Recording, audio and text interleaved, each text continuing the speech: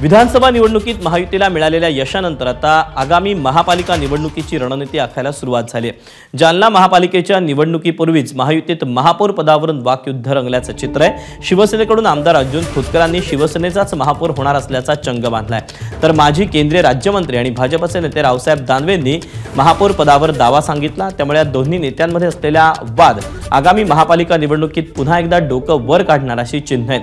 अशातच या नेत्यांच्या वादामुळे महायुतीत मिठाचा खडा पडणार का हे पाहणं अतिशय महत्त्वाचं ठरणार आहे। आम्ही सर्व संघटना आमची पूर्णतः कामाला लागलेली आहे। यावेळेस काही जे झालं तर शिवसेनेचा महापौर होणार आहे। पहिला महापौर कोण राहणार तुमचा? मी जाहीर केलेला विष्णू पासपुले। त्यात काय महापौर पदासाठी काही रसिक अजिबात नाही। आता एकदा नाव जाहीर झाल्यानंतर रसिकच कशी राहिली? जाहीर केल्यानंतर रसिकच काय राहिली? जाहीर व्हायच्या अगोदर रसिकच असती।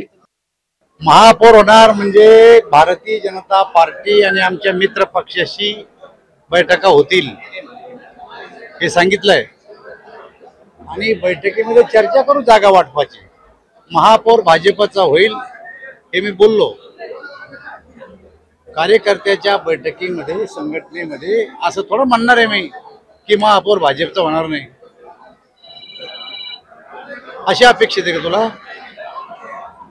त्यामुळं भाजपचा महापौर होईल। एबीपी माझा, उघडा डोळे बघा नीट।